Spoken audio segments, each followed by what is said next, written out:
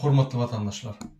Men şunu sizin bilen YouTube'da biz 10 aprelde Zoom protest geçirdik. Şo yerde Direliş diyen bir aktivist sorağı verdi. Bizim barymyda. Şo yerde 12 san sorağı men şu videomda jogap beren ve başka da sorağınız bolsa ýanky ýazyp durkaňyz men şolara jogap beren. Şonuň üçin şu videomy men ýürüýte şuňa bagyşlaýan ýanky bizim aktivistimiz Direliş Zoom protestak beren soraglaryny jogap. Şo halkyň adynyň gelen soraglary diýip bede ýanky ýüzlendi. Şuňa bermeňizi haýyş etdi. Bermeňizi haýyş etdi hemmelere, hem opozisiýonlara ine men şu soraglary jogap berjek.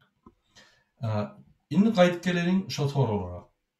Ol soraglary esasan şol Türkmenistanda tutulan oglanyň daş döwrüne we opozisiýa we liderleriň daş döwrüne soraglary. Ine birinji sorag. Bir tutulan oğlanlara nähili kömek edip bileriz deyip sorak berdi. Birinji soru yine biz fondaşlyk şu Türkmenistan'daki oğlanlar, tutulan oğlanlar şolaryň adwokatlaryny tölemek. Şolaryň ýanky Ýewropadaky adwokatlaryny tölemek. Şolaryň ýanky dosiýasyny ingliz diline, frans diline geçirmek. O ofitsialna geçip o ýerde çykdyjylarymyz bar. Ondaşyndan biz Türkmenistanyň hemme proseduralaryny geçip onu ýanky insan hukugyny gorayan gurumlara tapşyrmaly.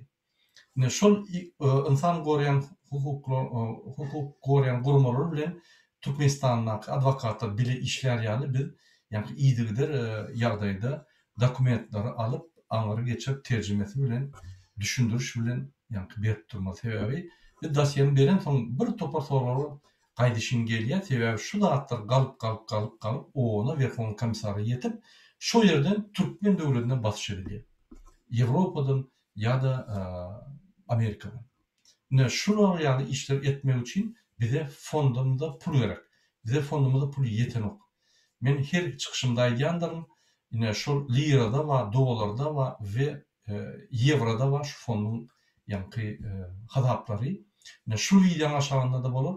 Kimde kim öz vatandaşlaryna, öňe çykan vatandaşlaryna, gahramanlarymyzy gollajak bolsa 1, 2, 5, 10 dolar ýa-da lira şo meçhörüne geçirseňiz biz size minnetdar bolardyk we biz öz ýanky görüşlerimizi dowam ederdik.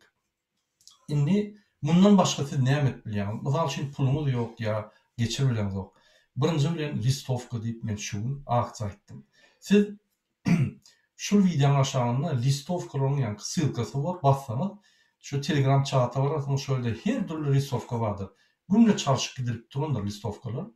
Şunu siz peçat edip islendik şäheriňizde, oturýan ýeriňizde, Ýewropa bolsun, Amerika bolsun, Günorta Ýewropa, Günorta Aziýa tapagy ýok, Türkmenistanyň içi bolsun, siz şoly ýanky merkez reaktiýa ýanky listovkany kleýlap, şonu video çekip bize iýerin. Biz bütün dünýäde şu listovkaların videolaryny toplap, bütün dünýä görkezip, onu Biden'a, Macron'a ve bütün dünýä liderlerine ve hukuk gorayan gurumlara iýereriz.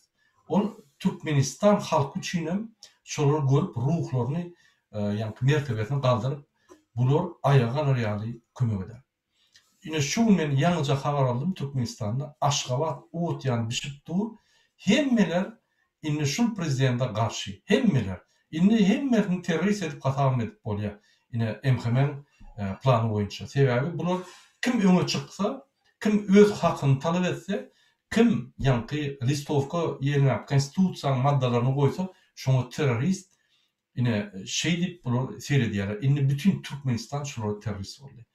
Aşgabat, Mary, Tejen, Lewap, Daşow, Balkan gyzyp başlady adamlar. Indi bular şu soňky 15-20 içinde Türkmenistanyň prezidenti Jenaýatçy Berdimuhamedow edin bir kanun hereketlerini şular görüp, şulary ýanky bular gaty öz aktivistlaryny bildirip, şular üýüşüp çykjak bolýarlar. Ine Türkmenistanyň ýagdaýy gün-günden iýmene çörek ýok, alýan pullary çöregine ýetenok, hökümet iştäkileri sakraşyna gidip, olar minni betbahçylykda dolarlar daşından gelip başlaman ağdalı dolar galıp başlap içinde ayrışıklar bu top gelip oturuyor. Türkmenistan doğulu kriziste. Bu ne mensup ediyor? Bu suud ediyor Türkmenistan'ın cenayetçi prezidenti Berdimuhamedov hiç vakt Türkmen halkına kömek etmedi ve hiç vakt Türkmen halkına kömek etmedi. Şunu dine iş migrantlar maddi haliyadığını halkın saklak geldiler. Yine şunu suud etti. Sebebi bu hiç yeri yani Türkmenistan halkına gerek zerru zatları çözmedi. Yine iki tane yani uğurda kömek edilen birinci fonda pul geçirip bilen şu pullar günün advokatları da ikinci listovka paylap bilen. Eğer de pulumuz olmasa. Sebebi biz listovkaları durdurmalı, biz devam etmeli. İçinde daşınlar. İkinci soru, tutulan olanların başkası bu işinde haber var mı? Şu işinde başta haberi yoktu. Oğlanlar hemmesi 18 yaştan yukarı. O yerde 20 yaşlanma, 45 yaşlanma, 55 yaşlanma, ayağın maşkalanma, hemmesi öz yani baxtı durmuş için hareket ettiler. Devleti için ya başka yer için ya ölür için, öz halkı için, öz çağrı için hareket ettiler. Bunlar köplük. Şunun için sağına aydılacaklar. Bizi emhimede dinleye. Bu yani yürüyüşler, bu hareketler durmaz, gidip durur. Bizim halkımız inni ayağa kaldı. Üçüncü soru. Bu bir hakikat mı ya da öz buluşlu oyun mu? Şuraya soru olanlar, men kevak düşünmeyen adamlar şunça özüne inananoklar, yani görün adına da inananoklar. Biz videolar koyduk. Bize 200'den kovrak video var bize.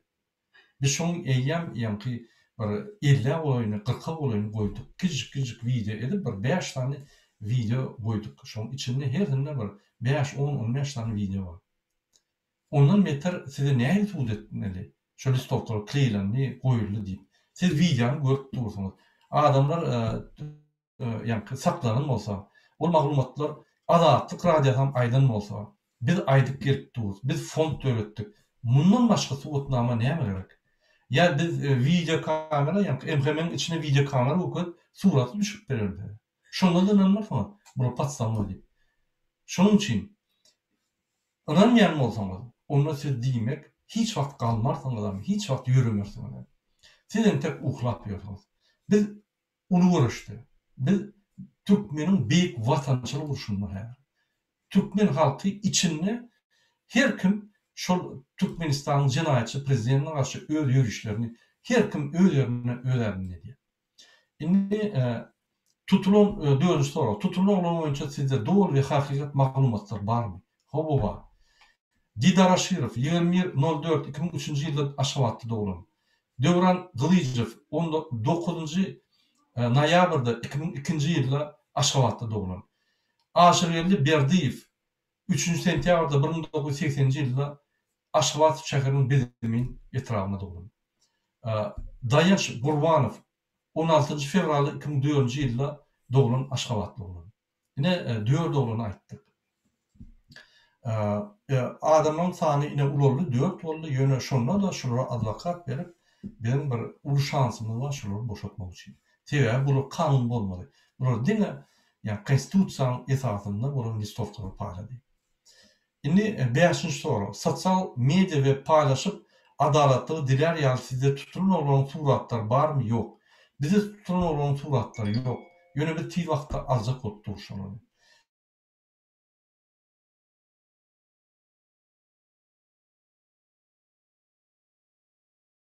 Süpürüp diýerler. Bular olan sotkularyny ýygnaýarlar. Şoň sotkularyny bular bermeýärler. Bir aýlap, ýani MHM kime jaňlady, kime jaňlady, kim ondan şeýle skem gurup bular bir-birden adamlary ýani saklaýarlar. Mysal üçin, Aşirov Didary parykmaharda oturanda saçyny aldyrmana şöýle jaň edýärler. Ine niýe? Ýani barýarlar da şu parykmaharda 10 ýaşly adam bolmaly hemme nark edýärler. İçinde ol görgüler bir topar bilen o ne fark edenler. Ine şeydi saylap seçip bunu saklap 4-5 uşlu adamlar bir-birden goýup ine şuraya saylap seçip edýärler. Şoň üçin bunun sotkolar azyny sizin pikir edişiniz ýaly Turkiýede ýaly ineme suratyn beýle Türkmenistanda gynansak da o zatlar kyn ýöne hökman suratda bolar. Sosyal medya onu soruladım. 6-njy soru. Ýewropanyň insan hukuky goraýan guramaly kömek eden okmy? Ya da bu oyun içinde yeni bir oyun. Yine şu oyun yerinizde siz oyun edip diyorsunuz. Biz görüşüp diyoruz. Şunu tapalı şeyler. Biz birinci günden beri günün günü Amerika'daki yani Orta Asya'nı ve SNG'ni seyrediyen yürütü yani adam bilen işleyen. Men oňun Amerika baranda duşup gaýtdym. Men oňun günden günü işleýär. Şoň üçin bize pasrednik gerek, günden günü işleýär we şu meseleler boýunça Amnesty International, Human Rights Watch bilen işleýär. Yine näçe biz türkmen pravozащитник bilen işlemizde onu men size jogap beriljek, bizi kömek edecek diyenem ýok, bize habar tutanem ýok. Biz özümüz kıymyklapdyrys. Gel dağa bizi tankit etmiyor, onu yüzlener ýalda. Beýlikleri olarda da yüzlener ýalda. Çemenin çemene hemme informasiýa berip, çemeni bizim üstümüze çoldurup ýorlar. Biz näçe orada yüzlener? Ine şoňa biz günden güni işleýär. Bir hakyky halat etmek üçin işleýär. Populizm ya beýlik üçin ýa. Bizim mysalymyz ine Dursultan Taganowdy gördüm.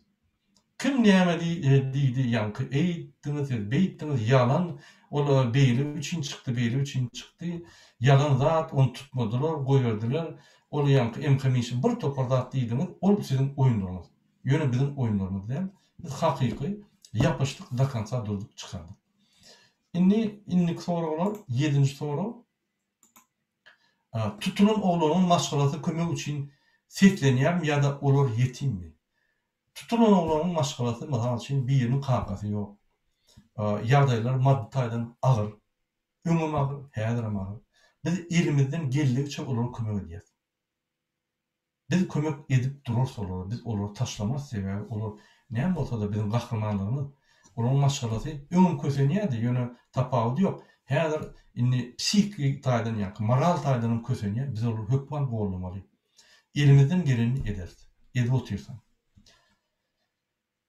Olar kömek üçin seslenip, olar çağrylary çykaryp bilseňiz, şoňa şükür diýerler. Ýöne şul adamlar orta çykyp, ine o datdyň çağamy, ine beýtdim diýen o gaýtyp tersine men çağam mertdir, gerekli ýerine watan üçin durur diýip aýdyp oturýar. Olar maşgalat hakyky gahryman maşgalat. Anany. Bir topar Türkiýede adam men o dat diýen, beýdem, içinde oğlun içine gelip ýanar, ine gönaý diýär. Men çağamy hal bakanlarım. Gerek yerine durur şol adam. Vatan için durmalı olsa durur deyip, ölmelem olsa ölür deyip gönaý diýerler. Emhemeşler gengar ya, bular gürlen ok. Bular näme bakdyňyz bu çağlar deyip soraýarlar. Ine şol ýaly aşgabatyň mert bolmaly. Türkmenistanyň içeri we daşary iş ministrligi bu bolýan gapmy garşylyklary, dawalara, hapa paýşlara hiç hil çare görmeýärler. Men çykyşlaryma üns berip gelýän bolsam, men aýdypdym. Türkmenistanyň içeri işler ministri Mehmethan Berdimuhammedowyç Çaklyýew. Bu Serdar Berdimuhammedowyň günden güni gaýyn tarapy.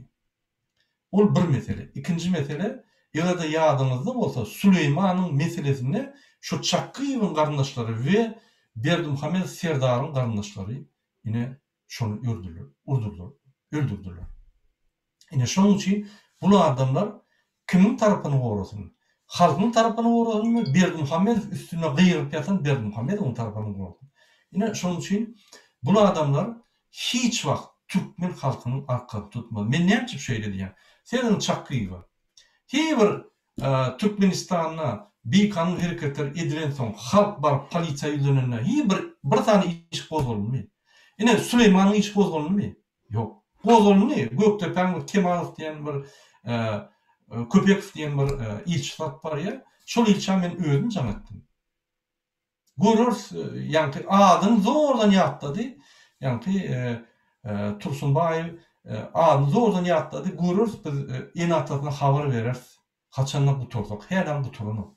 Ine işler näme diýär. Bolmasa ol işleri gozulmak, tapmak gatansa, vanita barsaň aýdyp durur. Ýani uçilşe barsaň kim bilen uruşdy bilinip dur, çağıra aýdyp durar. Olar gyssama Amerika. Ine şu ýaly bular jenaýat topary. Men yankı çıkışında aydanlar. Bular banditlar. Men näme bular bandit diýen? Siz Hollywood'un kinosyny görmüş bolsaňyz. Şol ýerde bir mafia, kartel ýa-ni narkotik bilen meşgul bolýar. Berdimuhammedow narkotik bilen meşgul bolýar. Alyp satýar Afganistandan, ýa diplomatik poçtan üstünden Ýewropa urup getir.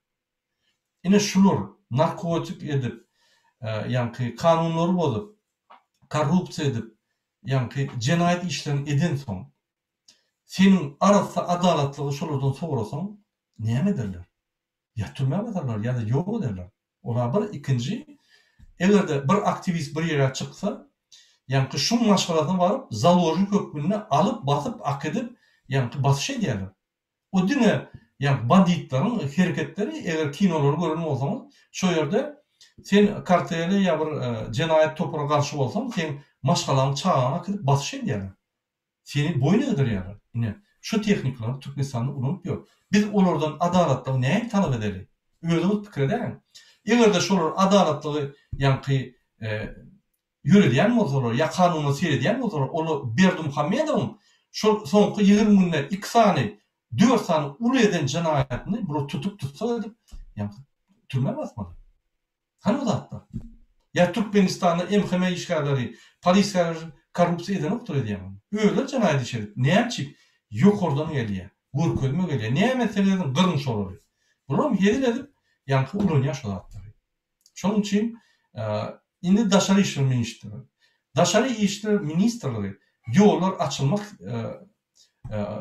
soragyna ýa-da pasolstwolar, ilçilhanalar, konsullar şolaryň işgärleri, şolaryň edýän haramlyklary, her pasport üçin 3,5-dan 5.000 dolara çel alýarlar. Her oçurda goýjak bolsa, sen öýüňe aýtjak bolsaň, 3,5-dan 10.000 dolara çel aýdýarlar. Oçurda goýmak üçin birinji alan hatarynda. Olar näme haramlyklar edýär? Raşid Merezov bir eşden oktur edýärmi? Ya bizim çıkışlarımızı gören oktur diýip pikir edýärmi? Ya halk çıkış edip aýdanda dinleýän oktur diýip pikir edýärmi? Olar dogrusa, dogru.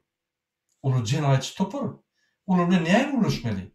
Sen bir mafiýanyň ýolbaşçylary bilen gürleşende näme? Bagyşlaň siz maňa garşy ýa-ni adalatsyz, kanun bolup hereket etdiňiz diýseňiz, size näme derler? Atarlar ýa-da ýa-da ýygnalar. Ine bolup geçen zatlar. Türkmenistany basyp alan jenaýatçy topar. Berdimuhammedowyň tohumy. Şunu şu jenaýatçy topara Amanow, Beriýa, Türkmenistanyň Beriýa, Stalin ýa Beriýa. Şunu ýa hukuk goýan gurumlar basyp saklapdyr. Özi hukuksyzlyk geňeşiniň ýolbaşçysy. Biz ulardan näme adalatly talap edeli? Biz günle aýdýas, talap edýäs ýöne bu tersine ýergede edýär. Ya yine konstitusiýanyň esasyndan adamlar çykyp, ýa-ni listovkany paýlansoň, näçe polisiýa sakladymy? Düşündiriş berip, ýa-ni bir kan sutka saklap goýarmydy? Hani kanunlar? Hani? Kim denedýär onu? Türkmenistan bir kanun döwlet guruluşy dol ýykyldy. Indi bankrot boldy. Aşgabat, Mary, Tejen, häzir sorak görüňiz aňa näme ýadarlar diýip aýdarlar size. Indi sorak. Şonuň üçin Türkmenistan içeri işler we daşary işler ministrleri bu bolýan gapmy garşylyklary olar içinde şolar. Şol jenaýatlaryň içinde bular näme size kömek etsin ýa näme ünsürsin olatlar. Olar bizden gowul ýawalatlar. Indi sorak. Egerde siz hakykat diýen bolsaňyz, egerde hakykat we adalet üçin göreşýän bolsaňyz, näme üçin onu siz maskara we şüpheli gorkak halla tananma derece halkyň öňüne çykyş edýäňiz? Siz halky bilen oyun oýnaýaňyzmy? Howala ine opozisiýa bir topar aktivistleri ýüllerini gün-günden açyk gibi otyrlar. Liderler olar ýüllerini ýapan oklar. Küçük toparlaryň ýa-ni liderleri olar ýapan oklar. Ýöne bizde aktivistler her kimiň öz ýagdaýy bar. Biz hiç kim mejbur ýa-ni basyş edip açdyk bilemdik. Ýöne günne bir adam açyk gibi otyr, ýa-ni ýüzüni, sebäbi inni düşünni. Ýüzüňi gidläp, konstitusiýanyň esasynda öz haklaryny almak üçin ýüzüňi gidläp ýaldy. Sen ýüzüňi gidläp, konstitusiýa haklaryny albilmejegine de göze ýetip başladylar. Köpsi, ýa-ni şu urda işläp, ýüllerini açyp görüşüp başladylar. Indi Türkmenistanyň içinde adamlar ýüllerini gidläni ol. Her iki adamdan sorasaň şolar politikan gurrun edýärler. Şular politika barada ýa-ni gurrundaş edýärler. Ine men şu bir gowy dostum bilen gurrundaş boldum bardan. Bu näme diýär? Murad aga, men 2010-11-nji ýyllarda Türkiýe baranda bu işde diňe iki adam Türkmen duşda politikany, ýa-ni Türkmenistanyň ýagdaýyny gurrun edýärdir. Türkmenistanda o gurrunlar ýokdur. Inni şu gurrunlar Türkmenistanda kimi zorasam, soramasam aýdyp dur. Ine häzir revolýusiýa bolýar, ine häzir çalşmalar bolýar, häzir halk galýar, bir günde galyp şunu ýykýar, bu haramlada bizi öldürdi, bu bizi tupyga eritdi diýip günne gurrunlaşýarlar. Näme Türkmenistany öňertmeli, näme Türkmenistan döwleti ösmeli, ine şu gurrunlary gidip dur. Şonuň üçin ine howala käbir adamlar ýüzüni ýapyp çykyş etmeli bolýar. Ýöne o diýmek biz normal däl. O diýmek biz çykyp başladyk. O diýmek biz eýýäm dogry ýolda barýar. Şu soragy berýän adamlar öýler normal. Näçe? Öýleri hereket edinok. Diňe ýokary daşdan tanqid edýär. Ine mysal üçin, serden indik soragy men şoňa jogap berin, bu mysallar. Şonuň üçin şu bizim görüşýän olanlarymyz hemmeti görüşýär. Ondan bir zady unutmaň. Bir halkda hükman bir 10, 20, 30, 40% aktif bolýar. Galan % pasif. Mysal üçin, öz dostlaryň öňünde görýändiňiz, ine bir 10 adam üçse, 3 adam ay daway şey diling diýip bir dızap dursa, şu 3 adam, 4 adam goşuşýar da, ýa-ni şoňa hemme ýa-ni 10 adam akdiýär. Galanlar öz pikirine aýtmaýarlar. Sebäp olar pasif diýmek gorkak däl. Onun gıl kıyafet şeyle bakılan, ýa-ni arqyn, ýa-ni umumi adamlar seredip hereketler boýunça hereket edýän hemme adam lider bolup bilmez. Lider bolup bilýän we lider boljak bolýan we lider hiç wagt bolmajak we. Mysal üçin meň dostum Aşgabatda. Men ýa-ni institutda okanda indi gülüşýärdik, sen kim boljak, sen näme maksadyň bar durmuşunda, biz ýa-ni birinji kursda. Men dostum diye, men niyedim, men bir guruluşuk, yani institutu sorup, guruluşuk bölümünü sorup, yani bu prorab, načelnik uçaska, cala vuracak, binalar vuracak, adımı yani şohrat edecek, men yani ömür edecek, bir topar cala vuracak, sebep guruluşuk, bütün ömürde gerek bir hüner, sebep uruş bolsa da gerek, uruş bolmasa da gerek, her vakt gerek. Şoň üçin men her vakt adamla hyzmat edip, adamla gerek bor. Men şu adamlara hyzmat edip, gowy jaýlary, kaçyn jaýlary gurup, täze tehnologiýa ulan şeýdip pikir edýär. Men dostumdan soradym. Sen näme boljak diýse, ol diýdi.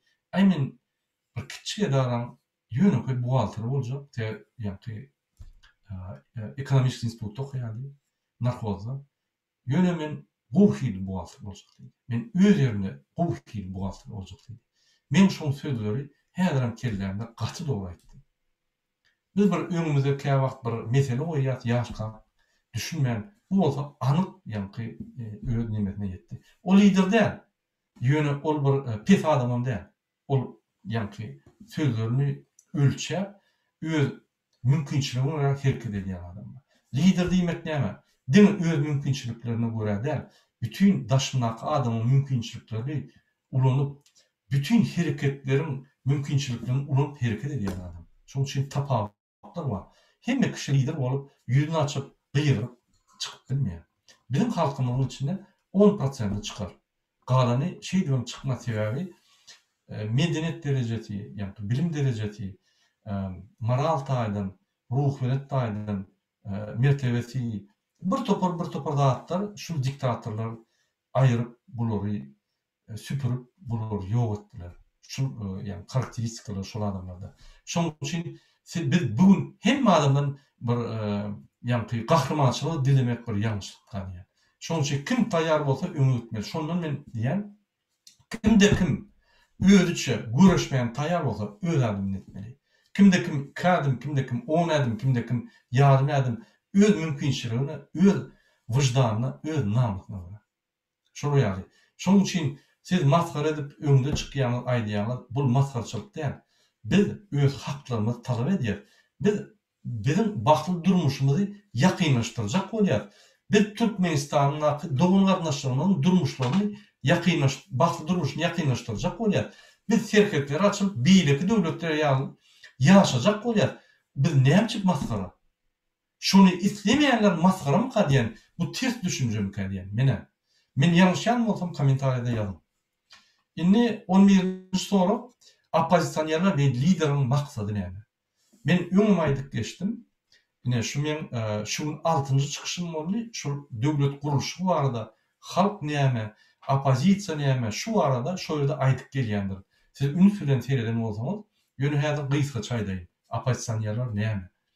Opozisyonerler şunki rejim, Türkmenistan'daki diktator rejim, kanun bozmokçuluk rejim, adalatsız durmuşa karşı demokratiyanı islep, demokratiyanı Türkmenistan'ı hüküm sürdürecek bolyan adamlar. Yine şunun liderleri, onun konkretna planları var. Yine şu adam ayrılandan sonra biz yine şu zatları etmeliyip yani planları var. Yine şu liderler. Liderler şu toporun öňünde durup yol görkezçi adam. Şu toporun jogapkärçiligini alyan, şular bir zat bolsa ýerti ılgap ýykylsa, şoň jogabyny alyan adam diýär. Yanlış ýaňyz. Her topora giýen adam, ol şu hereket üçin görüşini, ol öz bagty üçin, çağrın bagty üçin, çağrın geldiji üçin, öz enesasyny sağlyk üçin görüşen adam, öz watany üçin görüşen adam. Şu Türkmenistan'da çıkan adamlar o da atılmadı. Bu da atlar öň bolmaly. 30 ýyl mundan. Biz giýje alýar. Şu adamlar öýlerine topar bolup söz berip bular öňe gidip bize ýanky gahrmançylygyny görkezmek üçin çykdylar. Ya devlet üçin, ya siz üçin, ya men üçin näme? Öz üçin, öz çağrı üçin we watan üçin çykdylar. Ýöne şu öz üçin, öz çağrı üçin, watan üçin çykanlar bizim hem mähmidimiz var. Ine şoňa biz minnetdar bolmaly şu adamlar. Bu hakyky gahrman. Ne diýip bolsa, ulu sözde toba Türkmenistana baranmada biz şoň atlaryny gahrman edip ýanky Türkmenistanyň demokratik medallaryny berer.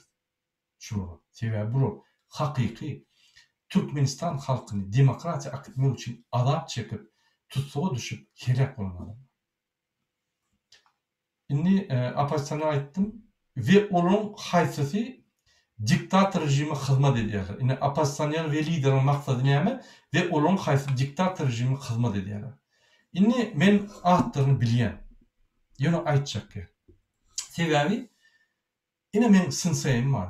Men ýanky boýboý iskusstwany öwrenende düýpli öwrenesim gelýärdi. Bütün ömrümde. Bir gylygym bar, bir zady ýapyşdym, düýpli da kansa ýykmasam boýurmýar.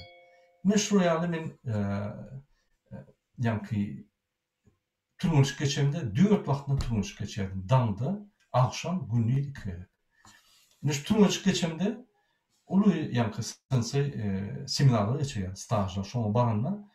Indi her kim soraly bar ýa. Bu bize düşünüp soňky ýyllarynda şeýle diýdi.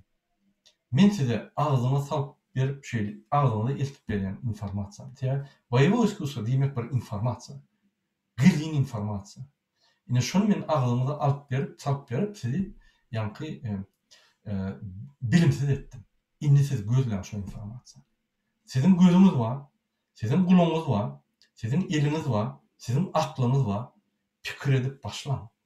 Diýdi. Ine şondan soň men beýaşetde gatýyp başladym. Onu çeliýony gatnap şoňa inanyp gelip ýörüm. Ine şoň sözlerini dinläp hemme görkezde adam ýadyma salyp ölen soň videolaryny görüp ýene-de gaýtagap şuraya men gatşat ýadyda ösdüm. Şeýle güýçlü ösdüm. Ýanky ol bildirdi. Ine size de diýen ine kim görüşýär hakyky? Kim çıkış edip tanqid edýär rejim? Kim çıkış edip şu ýanky Türkmenistan'da bolup geçen datlary bir kanunlugyny düşünýär?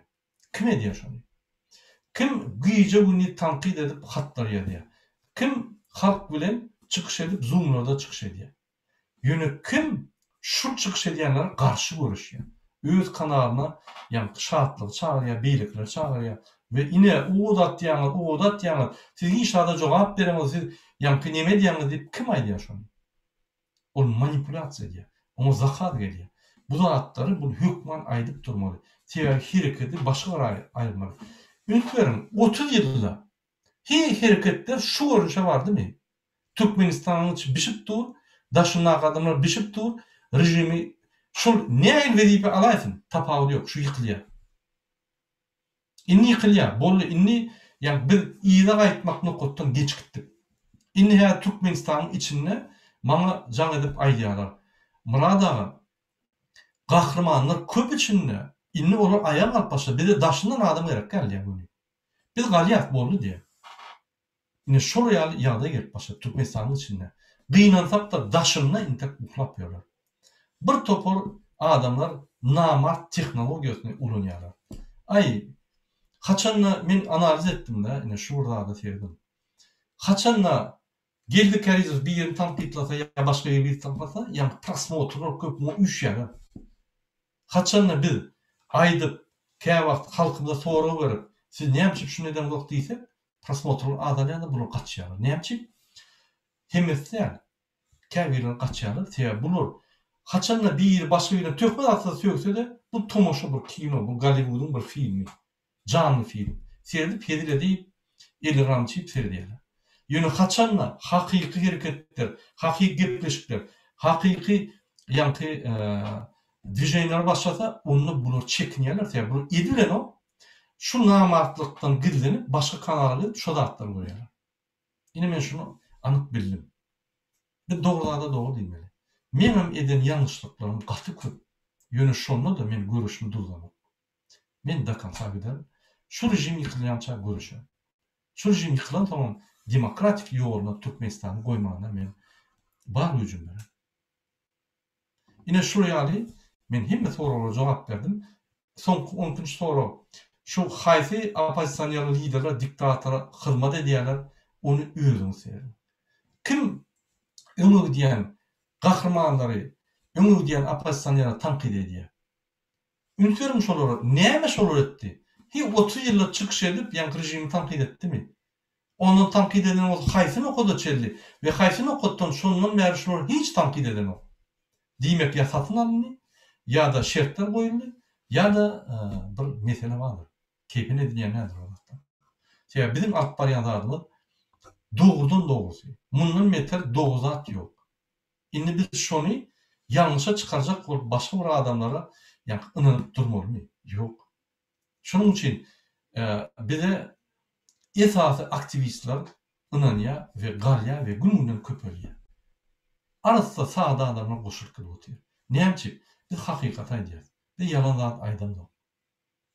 Hakikaten hem kıynatan şeyini. Şol yerveden olsa, kıynan olsa biz şunu aytmalıyız. Biz hakikati aydıp öğrenmeli. Hakikat aydanmızda yine şu men tarafından olsa da şunu düzeltip oluyor. Şunu yani. Şimdi men YouTube'da şu videonun aşağına yazılan sorulara cevap vereyim. Şu diğerlerinin koyun sorularına cevap verdim. Şimdi yani şu videonun aşağına gelen sorulara cevap vereyim.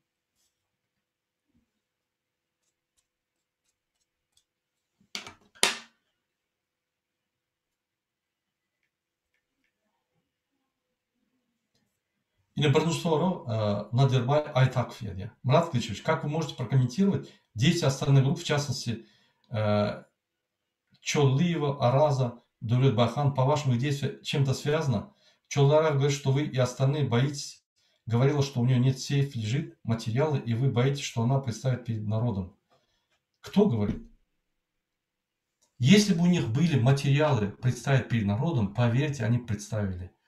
Я не зеркально чисто кристально, но я знаю, кто стоит за Чемен, кто стоит за Чоллиевым, кто стоит за Давлетбайханом. Анна Дурдых Хаджиев, который себя называет правозащитником, он стоит за ними, он дает им информацию. Когда Чоллиев выступал в Москве, только начал выступать, я позвонил, разговаривал и с Таджигуль Бегменовой, и с Анадурдой Хаджиевым. Я им сказал, человек находится на волоске. Что он там критикует? Во-первых, неправду говорит. Во-вторых, зачем он так говорит? Мы хотим ему помочь, если надо, вот от ДВТ я готов письмо дать. У меня официально зарегистрирована организация во Франции. Я могу подтвердить его досье, вы мне скажите, я подтвержу. Они мне сказали, Анадурды Хаджиев сказал, я 100% его контролирую.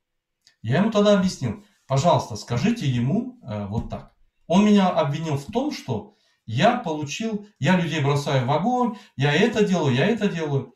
То, что говорит Чемен на протяжении многих лет и манипулирует людьми. Я ему сказал, вы говорите словами Чемен. Или вы ее регулируете, или она вас регулирует. Мы же с вами обсуждали, если мы начинаем двигаться, обязательно задержание будет, обязательно кого-то будут судить, обязательно. А как двигаться по-другому? Ходить на переговоры к Бердмухамедову, записываться? Как двигаться? Найдите другой вариант, мы будем делать. Вы же сами сказали, да, мы будем готовиться. И мы готовились к этому. Почему сейчас вы мне говорите обратное? Вот, вы получили позитив из-за моей сестры и так далее, и так далее, и так далее. Я ему четко объяснил. Из-за кого-то сестры кому-то позитив никогда не дают. Первое. Во-вторых, я позитив не получал из-за вашей сестры. Вот. После этого мы рассорились, я четко поставил вопрос. Я поставил вопрос. Пожалуйста, успокойте его. Он, выступая, говоря неправду, доведет до такой ситуации, что нам придется всю правду сказать. И тогда он пострадает. Он не сможет получить позитив по своему досье. На этой стадии мы расстались. И это продолжалось еще 3 дня. Значит, они дальше продолжали его качать. Вот ситуация. То, что я лично говорил о Надруде Хаджиеву, эти слова выскакивают изо рта Чемен. Вот доказательства, какие еще надо. У нас была конфиденциальная работа по поводу Европарламента, Еврокомиссии. Все это было сказано ей, и она это ходит, говорит. Я это не стесняюсь. Я это делал ради народа. И никаких нарушений нет.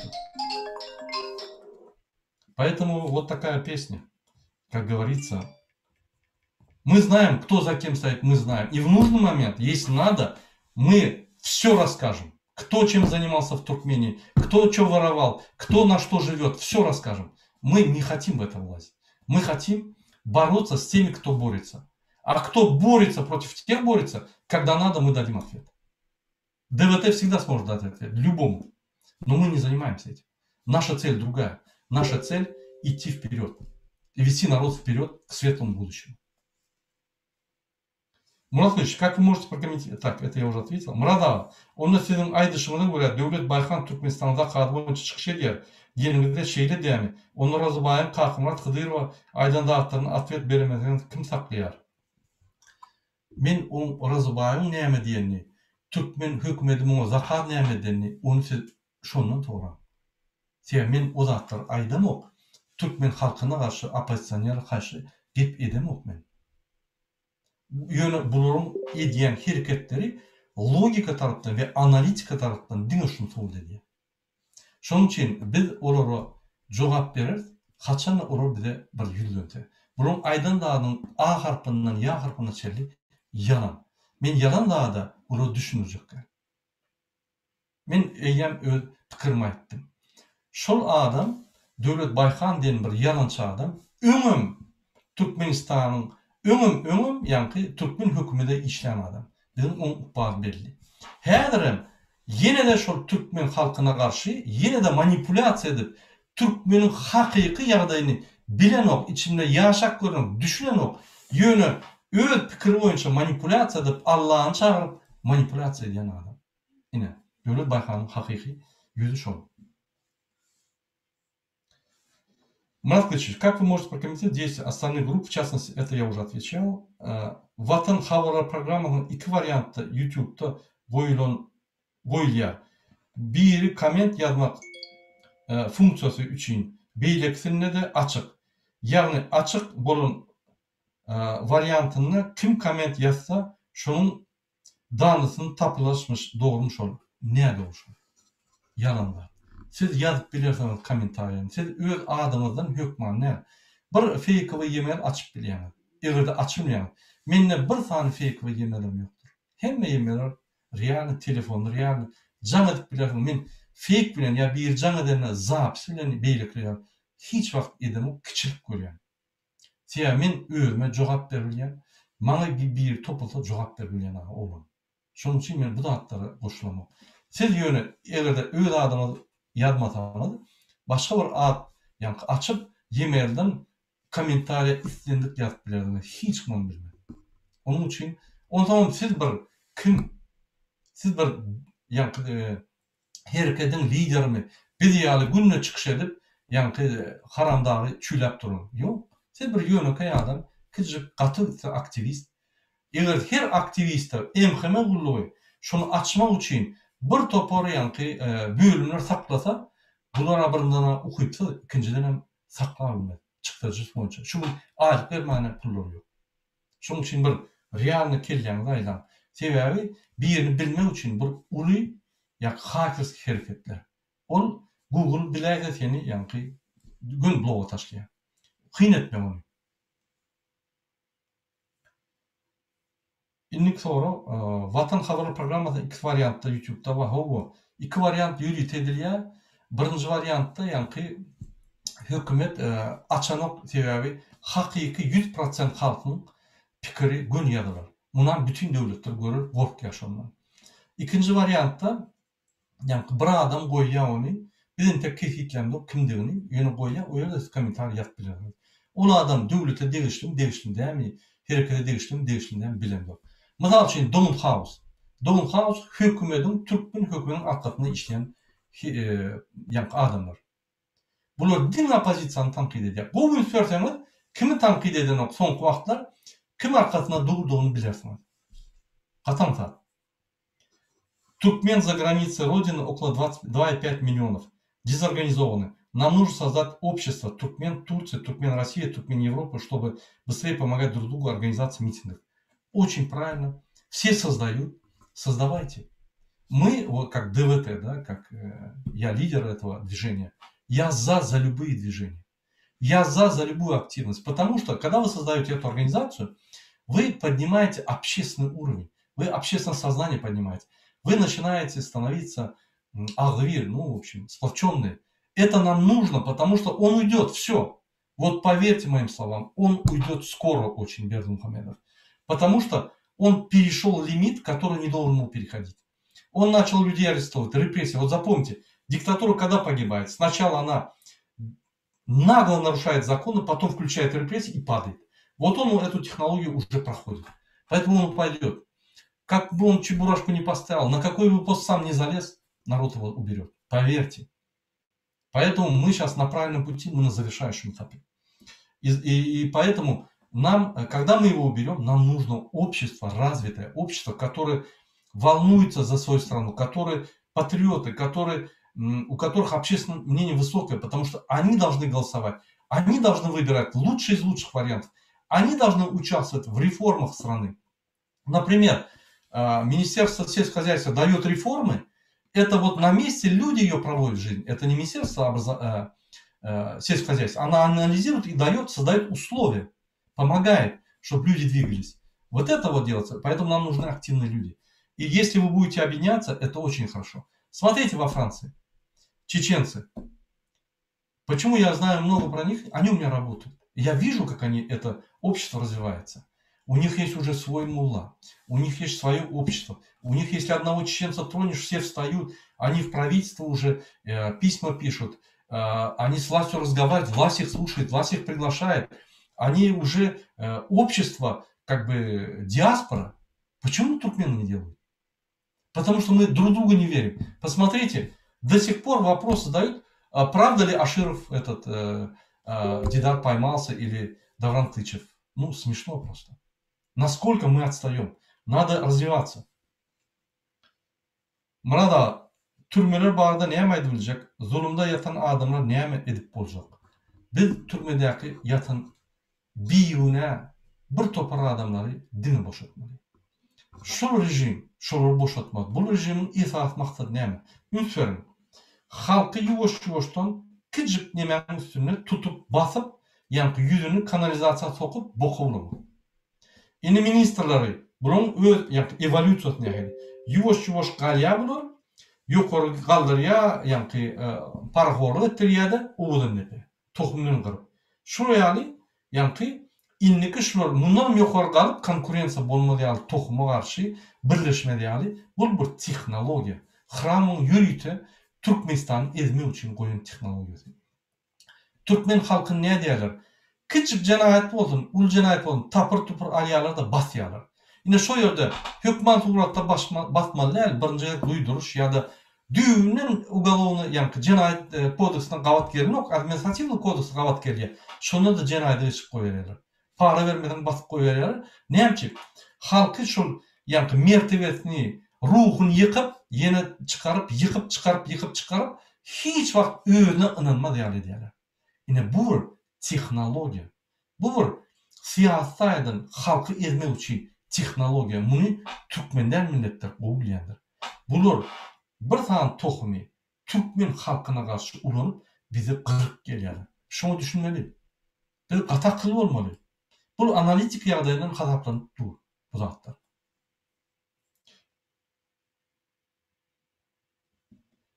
Hormatly Murat Gurbanow, türkmeniň Ýewropada bastynyk almak mümkinçiligi barmy we aňsatmy? Eger alan ýagdaýynda nähili minuslar bar? Türkmen adam Ýewropada bastynyk almagy hasamsat, inanın. Men 10 adama at berdim. Diňe türkmenler, çeçen neydi, beýlek milletler, türkmen milleti. Türkmen milletini aňsat. Näçe? Şu biziň aýdýan zatlaryny, ýazýan hatlaryny şular suwutnagy bolýar. Ýöne haçan siz gelýänizde siziň hakyky öz ykbalyňyz bolmaly. Mysal üçin Türkmenistanda ine diktator beýdi ýa ýöne şu eden zatlar sen ykbalyňa näme täsir edildi? Şo ýerde täsir edilip, senin kynçylyk görüp, senin prokuratura ýazyp, o ýerde de ýa-ni goro alman soň, ýa-ni gollup alman soň, sen öz ýaşaýan ýerine ýene çalyşyp görüp, o ýerde sen tapyp helak eden bolsalar, onda sen 100% ýa-ni bostunlyk alýar. Gysga wagtda. Bostunlyk alan soň hökümet seni sadyrjanya alýar, ýa-ni sosial berýär, bir topar zatlar berýär. Ine şonu sen geçýän okuny kodýa, ýa hünär aljak bolsaň, seni ýuwaş-ýuwaşdan integrasiýa edýär halkyň içine.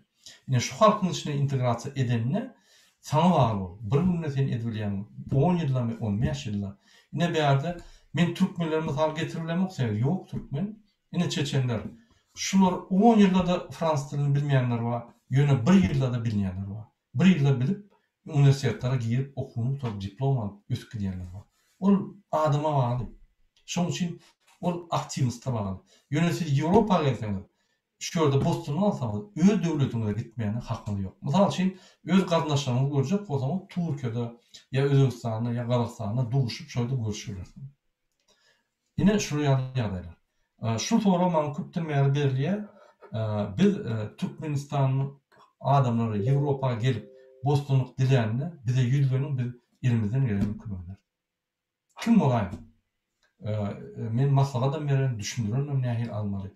Kömek edernem, hat gerek bolsa hatan beren. Ýöne siz bize hakykat aýtmaly. Ine biz Türkiýede ýa başga döwletlerde kim bostunyk aljak bolsa Ýewropada hiç bir problemi ýok. Inanma hiç kime. Men şonu etdim şu ýerde. Bir topar adamlar at berdim. Şu ýere aşmysyňyz boldy. Isleňiz döwletiňizi sorap bilersiňiz. Ýöne şonuň prosedurasy bar. Şoňa hormat goýmaly. Proseduralarına hormat goýdunmy? Alasyň. Hormat goýman, ýa-ni bilmeýän bir topar ýalňyşlyk edýän, ogurluk edýän ýa-ni bir zat edýän, almasyň elbetde. Ine şunu ýaly. Burada Saddam'ı Zoom prosesine çağırın. Nizip bolsa. Haramını yıkmak için pul gerek. Ağım bolmasa bolanok. Siz nähili pikir edýän? Çita buru, gaty dogu soru, seyredin. Biz görüşüp duruz. Bize doğrudan pul gerek. Listovkalar, printerler, bir topar zatlar yerine bir harçlar var. Bir topar zatlar ine bärde Ýewrokomissiýaga geçecek bolsaň, Italiýa Ýewrodeputatlary görmeden geçecek bolsaň, Belgiýa, oýra harçlar var. Men haýsy ýerini çekip ýöreýin. Inanyň men aýda 1-2 miň euro geçip durun häzir kömek hasabyna.